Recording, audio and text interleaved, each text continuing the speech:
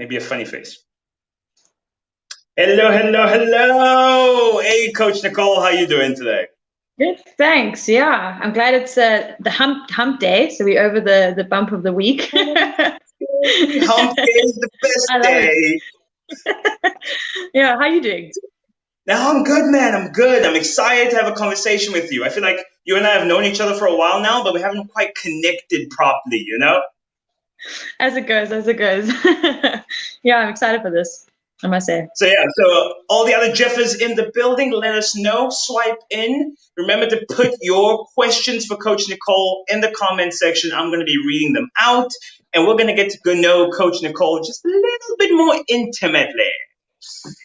So while I'm getting my laptop to sort of warm up and load the comments. So, Coach Nicole, tell us, like, before you joined Jeff, what were you doing? What's your background? Like, what were you doing before this? What was I doing? I worked in private practice as a dietitian in Lakeside. Yeah, so I was doing that and yeah, playing a lot of sport as I normally do. But yeah, basically that's what I was doing, working just in dietetic field, which is why I love Jeff because I get to do both sports and nutrition. So yeah, I'm super, super excited about Jeff and being able to utilize all the skills and not just the one side of me. So yeah. That's actually pretty cool. How long have you been working in private practice for? Oh, it gets a bit complicated because I had an extended post grad because I had an injury in post grad, so I had to do my exams like the following year. So I think it's been 3 years, 2 3 years roughly. Yeah, so not What too long, but also not. Yeah, sorry. if you don't mind me asking, what injury did you actually end up getting? I had okay, so it went from I had a dislocated peroneal tendon. That was the first thing. Yeah, it was a lot of fun. And then the thing that happened, yeah, so that happened actually during the studies, I think, yeah. And then the thing I had after that was this. I don't actually know how to show you, but I had a meniscal tear. So I had like a little bit of a popping that happened in my shoulder, and there was a freak accident. They couldn't explain. They said, "Did you tackle someone?" I said, "No, I didn't." I wish I had because it would have made it justified. But yeah, no, I had a weird popping meniscus and had to remove that. So yeah, I was out for that. But yeah, Wait, pretty much you, couldn't do anything. you mean like there's no event you can tie it to? It just sort of popped on its own? No, because the strange thing is when they asked me all these questions, they said like, "Oh, did you like run into something?" I was like, "No." Did you tackle someone? No. Did Uh-huh. you jump from a height and land and like I said, no, I didn't. But the thing is, during that week, I was going out with friends and family. We were kind of rock climbing and rock jumping and things. And so I was doing abnormal things. Then we went to Rush, and I decided, hey, let me just try a few backflips at Rush, which I haven't done in a while. So it could have been a number of things, but in the end, they said none of those things could have caused this. And I'm actually like a really interesting case now. They want to do a case study on me, and I said no because I didn't really want to go to like some doctor's meeting where they analyze everything. But yeah, so that's pretty much the some of that. You had the chance to advance medical science and you passed on it. Yeah, I know I did. But I was really nervous for the operations because normally they have the complicated ones first. Like that's always the thing. You go in, if you're the Mhm. first up, it's gonna be the complicated one. And that day I was the first one because they said, listen, it could be this, it could be that. We don't actually know what it is. We're gonna go and we're gonna see. So I was like, that's great. You're gonna cut me open and just have a look around. Yeah, that's exactly what I was. And then they found out it was that meniscal tear, and I was like, okay, great. So they removed it. And then they said, listen, we were so interested about all this that happened. Like, we'd love to do a case study on you, but we don't know if you want to. And I thought, oh, well, at that stage, I was a bit stressed with work and everything. I was like, I don't know if I want to do that. And also to stand in front of a whole lot of doctors while they're analyzing me. I don't know if that was something I really wanted to do. And he'd only had, I think, one or two people like me before me. So that also Mhm. made me a bit nervous about the op. Um, but it's done. I'm alive. I can play squash. I can do all the things I need to do, and I have a cool scar for it. So yeah. That's actually pretty cool. Actually, I had a meniscal tear in my knee a couple of years back. One of the reasons I don't play rugby anymore. So it was actually like, it was pretty much a similar thing. It's like, they're like, we can't tell if it's like torn or just a little bit torn. So we're gonna like explore and see and figure it out. And when I got out, I asked the surgeons like because I could tell how torn it was. Because like at that point I was like in my honors year, I think, so I knew a little bit about anatomy and physiology. So I could like, from the pain I'm feeling and where it is, like that bad boy is torn. I'm pretty sure. So I knew repairing it was probably not a thing. So you have to shave off a little bit of it. But I was hoping he would just shave off a little bit. So when I woke up, I was like, oh, so how much did you have to take off? And the guy, the surgeon looked at me. He's like, how much did I take off? How much did you take off? You had nothing left. Oh my word. That's crazy. So, yeah, So you mean you literally bone against bone, pretty much? I have like a sliver left on the edge. So it's not quite bone on bone, but the powerlifting is not doing me any favors. So he gave me Oh about man. 10, 15 years before I start having issues. Oh man. So they just cleared It's it up and actually now you're good to go. Now you're fine. like I told him, listen, I'll take things conservatively. I'm not gonna be dumb about it, but like it doesn't give me any pain. So I'm like, well, I'm pain free. I'm as safe as I can be. So I'm one of those like I'll keep going until my body tells me to stop. Yeah. That's what we normally do. We like literally punish our bodies to the Like, like, extremities. like, like actually to all the Jeffers listening, do not do as I'm doing. Do as I say. Be conservative. Take care of yourself. Coaches are terribly the worst kind of people to work with when it comes to this sort of thing. Oh, well, literally push through anything. I know. I Like actually I want to was ask in a you. moon boot. I was in a moon boot on Okay. the squash court. They're like, yeah, you shouldn't play squash or anything. And I was in a moon boot, and like, no jokes, because my husband and I play. So I had him, and like another friend, because I often play with other guy friends as well. And they said I Yeah. must stay in one corner, and I was allowed to hit the ball wherever I was allowed, like wherever I wanted to. So I was actually just chilling there, in my moon boot, playing squash shots, where they were running around, and I was like, this is the best. Like, why do we do this all the time? You know, this is like what I should do. But yeah, no. Like stationary squash. It should be a thing. Yeah, legit. I mean, like, I loved it because I was like, cool. Well, it's like, let me watch my husband run around. That is Oh so funny. man. But tell me, along the lines of coaches make the worst clients, like how good's your nutrition on average? Like, are you super compliant, super strict with yourself, or do things go off the rails a little bit?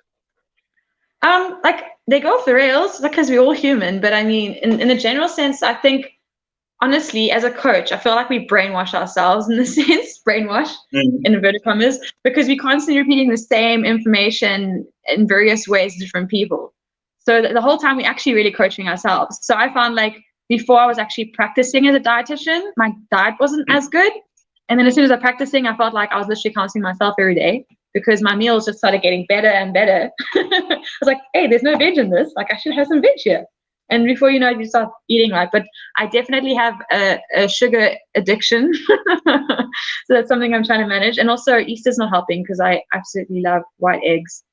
So those are my Oh, weaknesses. Absolute weaknesses. one of my favorite things on my 1.5 days off, one of my favorite treats, especially around Easter time, is to get like a Chelsea bun or raisin bun, something of the like, and like slit a cut in it and shove a marshmallow Easter egg in the middle and then microwave that. It is so good.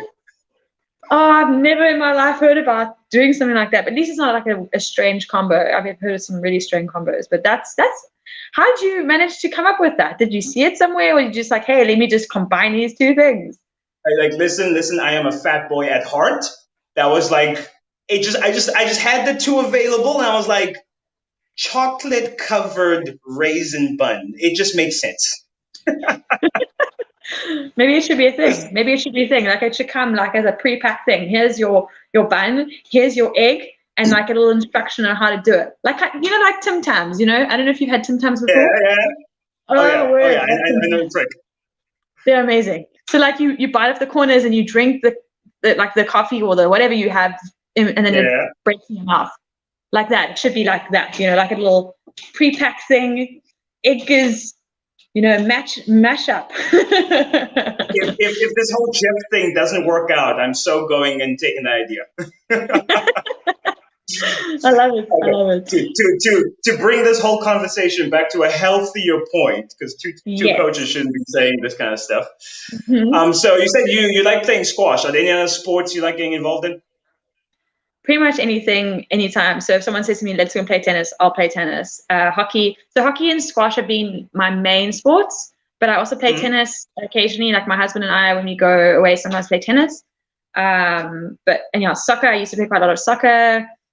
Pretty much anything, to be honest. If someone says to me, listen, we're going to go and play badminton, which is not one of my favorite sports, I'll go play. Anything really. I love sports. I've grown up with, like, I think I mentioned it in my pre-video thing, that I have grown up with a lot of boys. So we've been competitive in pretty much everything. And it was always for me like how can I prove that I can do things as well as guys? So I had to like practice and do everything. And so I've just grown up with that environment of sports is life. Like that's what you do. So yeah, That's pretty actually much. pretty cool. Like Yeah. I found for me it's again because I was never a sporty person. Like I weighed more at 13 than I do now, and I'm not a small person. So like I've never been like a sporty-ish person. So like exercise is something I discovered a little bit later on. But I find it's still like I love, like for me, like my primary thing is powerlifting and weight training. That's like my sport. It's what I enjoy doing. It's my default. So I find I enjoy doing that, but I don't necessarily enjoy exercise. Like if you tell me, hey, let's do a 5K run, I'm like, I can't think of anything worse than doing a 5K run. Or like, hey, let's go play Oh, that's tennis. I'm funny. like, right? But then I have to like hit a ball and then run around. That sounds so like so much effort. So I felt like I'm not actually sporty. I just like the one sport. You like the weights, but why? Like, what made you decide to do that? Again, I think it's fat boy friendly. I get to like do an all out effort for like 12 reps, and then I get to sit down and rest for 2 minutes and then repeat. Whereas like with tennis, it's Well, like, good that you're having hit like the proper ball. rest. Like I have like So rest in many between. guys. I've seen so many guys go Yeah. to the gym. They're like, "Arr!" And then for like half an hour, blah, blah, blah, blah, and they say like girls talk, but like they'll be like, "Da, da, da, da, da, da. All right, gotta do another round, guys," and it's like an hour later, you know. Telling you, it's fat Oh boy man. friendly. Like I had one training block where in part of my program, it was programmed and planned in. I had 5 minute rest intervals between sets. And I was like, this is lekker. Like I can put a canch chair in. Life. I can like sit here and chill for 5 minutes and then go again. Oh man, that's awesome. Well, it's good. It's good that you found something you enjoyed. Otherwise, yeah, you'll be stuck in the same routine. I think it's for everyone. Like like with coaching, we often try and find what people enjoy, like what gets them going, you know, and that's sustainable. So I think that's cool that you found something that's sustainable for you, and not tennis. Although I feel like I want to like pull you out on a tennis court sometime and just see, just test the waters. I'm telling you now, I am all power, no control. Like Uh, I played a little bit of tennis back in like my first year, and it's like I just want to power shot everything, but like it never goes down. It's always a power shot to the moon. Oh man, that's the same thing happens when you play squash. Because squash, you can hit the ball hard, But Yeah. tennis is like a technique. You gotta get the topspin going. Otherwise, what like you said, you're literally hitting tennis balls for like a couple of Ks. Oh, I love it. I love it. Oh, yeah, that's so funny. So going back, like what do you love most about coaching? Like what's been a highlight in the last couple months for you? For me, I love meeting new people, but I also love like we as humans are designed to be together. I say this often to my clients, but like we're meant to be together. We're like pack animals, like dogs, like they get together. We're designed to be together. And yes, we have introverts and extroverts, like fair enough, but Yeah. we are stronger together. And what I love is that, realizing that, strength isn't in being able to do something by yourself. Because quite often we feel like, oh, why tell anyone about this issue? Like, I go and eat like 10 biscuits at night while everyone's sleeping. Why tell anyone? I can get rid of this issue. But then actually just Yeah. telling someone is like the first step to actually making a change. And also it's not saying like you're weak. You're not weak when you admit these things. It's actually a strength. It takes courage. And that's what I love about it is seeing people become courageous and actually admitting where they battle. and how we can work together. And it's so much better doing stuff together. Like, that's what I love. It makes it more fun. Not that it's easy, but it makes it better. And so I'm enjoying seeing that aspect of people, go from a place of feeling kind of like helpless, like they failed and like they're weak because now they're having to get to this point where they have to join the program or whatever, and actually realize, wow, like this is where proper change happens. And it's so much better having someone walk you through it.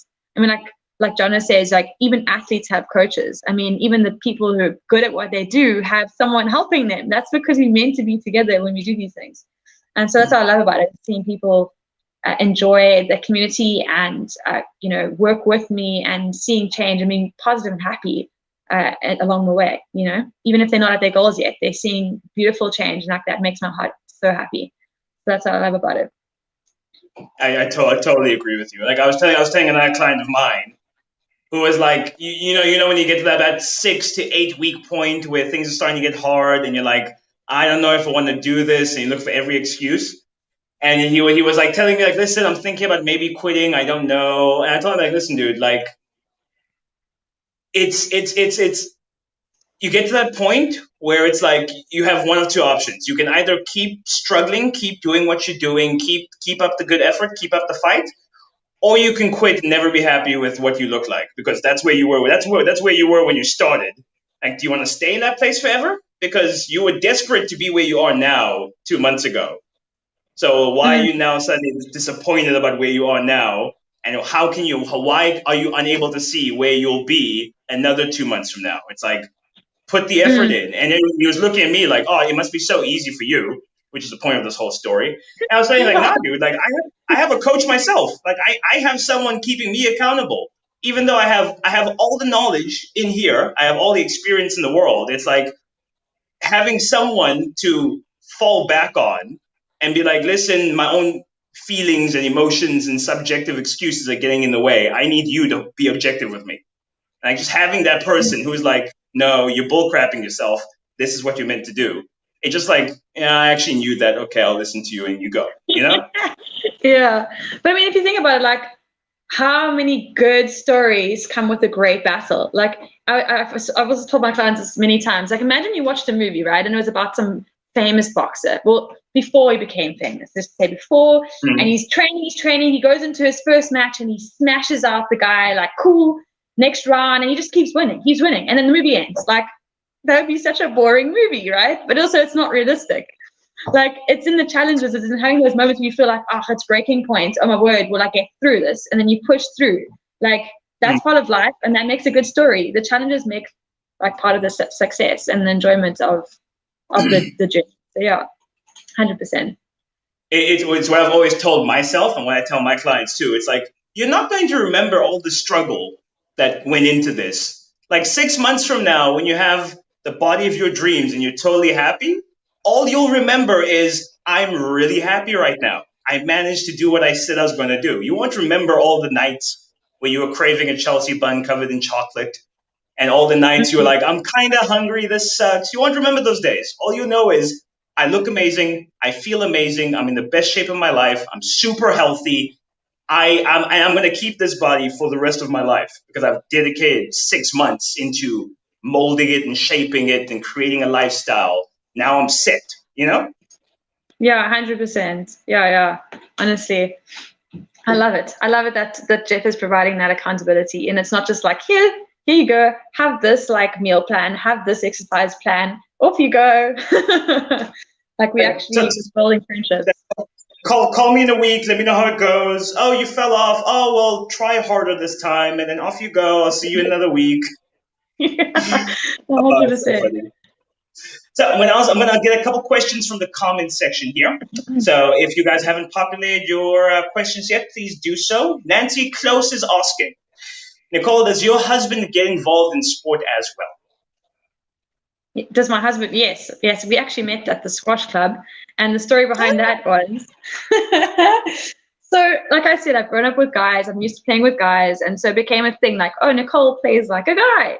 And so whenever there was like a challenge or a new person comes along and like my brothers or somebody felt like this person was too cocky, too full of themselves, like, Nicole, go and play this guy. And then I would have to play them, and then it would become a whole thing like, haha, you got beaten by a girl. So like it was ongoing thing for ages, and eventually got to the point where I was like, I can't do this anymore. I'm over this whole like thing. Girls can be guys. It's just what it is, you know. Yes, men are strong, but girls can. So then along came David, my husband, and he was playing against a family friend of ours, and the family friend lost against David, my husband. And so this family friend came to me and said, listen, Nicole, you need to beat this guy. He just beat me. You need to beat him hard. Like, I was like, no, I'm not doing this anymore. I'm over this. He says, please, just go play him. Just please. I was like, oh, fine. So I went on the court, played him, and it was a good game. And then afterwards we ended up chatting. And yeah, we ended up we started playing regularly. And that's kind of where it all started, was from that moment of, he's going to beat this guy, to now, you know, we're living together, we're married, and we play squash all the time. And we can't play competitively, but we can play, like, you know, just in the general sense is fine. But if we're in a tournament, it does get a bit dodge. So did you actually beat him? What happened? I did beat him, but it's because like oh man. But also, to be fair, I had been playing a lot longer than he had, and he came from tennis, so it was like still a new thing for him. So I don't know if it's really fair. It's like, you know, arm wrestling a baby, so to speak. I love that you asserted yourself as the alpha of the relationship from like day one. That's beautiful, man. That's beautiful. Okay, let's. Shirley is asking, Coach Ed, my husband enjoys weight training, not cardio. So I haven't managed to get him involved in Jeff, as he has the mindset of training in the gym. Send him my way. Send him my way. Come on. I'm sure I can show him a thing or two in the weight room. Send him my way. I love it. Nicole, Miney is asking, are you and Coach Adrian working together in terms of Jeff's nutrition? So Coach Adrian is like the head dietitian, and we all kind of fall under him, and we all discuss stuff together, but he basically gives us direction and we all give our input. So sort of an yes and no. I don't know if that's answering that question, but we work together, but he does most like the bulk of the stuff. Yeah. How do you find Coach Adrian's like direction of things? Like, what was like as a nutritional professional yourself coming in? Like, what was your like first impressions? How you like working with him? It's been different because I didn't really work with sports nutrition, even though I had an interest in it. So things obviously shift in terms of macronutrients. So like which foods should you eat more of and less of. So it was interesting in that perspective because he's got a lot of experience in that. So it was a bit of a learning curve initially, but yeah, I'm really enjoying it, and I like that I have him available so that I can talk to him about stuff and get some scientific advice on certain things that I wonder about. It's always nice having it like you know, with like coaches and people and needing one another. So do dietitians also need each other to kind of chat about stuff. So yeah, it's been nice working with him. Yeah, I always say like he's always been a massive help. Like if I ever have a client who's not typical and needs a little bit of more a bigger well of knowledge than I have available, he's always super keen to help out, which is what I love most about him. It is so cool. He is. So tell me, like, what are your goals for the year? Like, is any sort of like physical goals you're aiming towards, career goals, anything like that you're aiming for in 2021? So I have a goal. I have a trail run that's happening. I think it's November. That I'm busy training for. It's a 4-day trail. It's 10Ks, 30Ks, 30Ks, 10Ks. So it's pretty hardcore. I like at the beginning of, and it wasn't the beginning of this year, but it was near the end of last year. I think 10 was the most, which I know 10 for some people is a lot, but for me it was also a lot. And then my friends just told me, like, cool, we're gonna do 16K today. I was like, someone should have warned me beforehand. And then like the next day we're doing 21, and I was pretty much broken. I never thought I could actually do it. It's really a mental game, to be honest. Like your body can do it. Sorry, my cat's meowing in the background. Yeah, so you're like you can mentally do it, but like you got to break through that barrier. Because my head was like 10 was the limit. I'm not going beyond 10. And then I went to 16. I was like, oh, 16 is the limit. Now I've got like a new little fence put up there, and so even pushing through those fences. And now I've done 30 Ks is the most I've done. So we're busy training for that. We're doing road and mountain runs and a lot. So yeah, it's actually been really good and hard, but good, because I love being out on the mountain, and I've always wanted to have a group of people that I could run trail with. Like quite often I was kind of cycling friends. I would have certain friends, that not necessarily like able to do everything. So I would have one friend do something with them, and like then they were tired. I'm like, cool, next person. And I've literally just circle around until eventually I came to this group of people who are like, they're making me like tired. So it's been good. It's been good training with them. But I'm really enjoying getting out on the mountain and being in fresh air and having people I can run with and who challenge me. So that's pretty much what I'm working with this year. Do you have any goals? Before Coco V and the pandemic and lockdown sort of hit us, I had the goal. I was knocking on the door of reaching top 12 best male powerlifting total in SA history. So I was only a couple kilos away from that, and I was like, and then lockdown happened, all that, and like last year didn't happen. So I figured like if I work decently hard this year, because I'm more or less hovering close to the same sort of strength level, I think by the end of the year I could probably do that. So I'm really keen to like. It's keen to see your name on the list. Like, oh, these are the best guys we've ever had, and your name's on there. I'm like, I want that bad. That's so cool. I love it. That's so exciting. Like you went through your little like struggle of COVID. I mean, COVID was pain, but also beautiful in the sense of what we were able to achieve in that time. But I think it's really cool that you're going for that. That's exciting. Are you excited? I'm super excited actually talking about it. It's giving me like goosebumps because it's been my big, hairy, audacious goal. And like just before reaching it, I sort of like couldn't through circumstances outside my control. So it's really cool that it's like I have the opportunity again. Like things are happening. I get to go there again. Which is why I love like giving clients a big, hairy, audacious goal. It's like it's something to look excited about. Because like again, speaking about like myself and my own fitness, it's besides being a fat boy at heart and being very lazy, like I need a goal to like, you're striving towards this, and this is why you're going to wake up at 4:30 in the morning and go to the gym, because this thing is hovering over you. So I find that keeps me motivated, and like the bigger the goal, the better. Then I have to work really hard for a long time to get there, Yeah, well, I mean, it's like we're cars, and if we don't have a destination, where are we going? It doesn't make sense. Like, spinning in circles. Yeah, it's good to have direction. I think that's really cool. I'm excited. I'm going to look out for that. So like sorry. I said you are going to tell everyone how you do with that, right? You want to share with the world. Like, listen, if I make that, everyone will know about it. Like, I'm not going to keep that to myself. I'm normally a private person when it comes to like my personal life and what's going on, but that one I'm telling everybody. Awesome. You show us the list as well with your name and like highlight it and bold it. I like screenshot. Look whose name is added to that list. It's not about me. It's not about me. Listen, taking it back to you. Like, so how do you keep yourself motivated to train for that? Because like your goal is pretty ambitious. People are people are my motivation, to be honest, because I've every best intention to go for a run on certain days, and then if my friends aren't there or like it's my own like personal goal, I'm probably not always gonna stick to it. I probably like end up calling someone and saying, let's go play for squash, like a squash game. You see, like for me it's very people oriented, I think. Although I can go running by myself, not to say I can't, but I definitely find that having my friends say, listen, we're gonna go and do some sprint repeats up a hill, I'm like, oh, like alone it's tough. But it's good when you have friends there. Yeah. No, that's pretty legit. Okay, we don't have much time left, so I'm going to go into what I call the lightning round. So, quick question, quick response. What's your favorite food? Fish. Fish, really? I like fish because I don't have it often, and when I do, it's genuine. I go out, and it can be expensive, but I love fish. Yeah, I think fish is my favorite. To each their own. Favorite movie? Favorite movie? Mr. and Mrs. Smith. I love it. It's like action, love.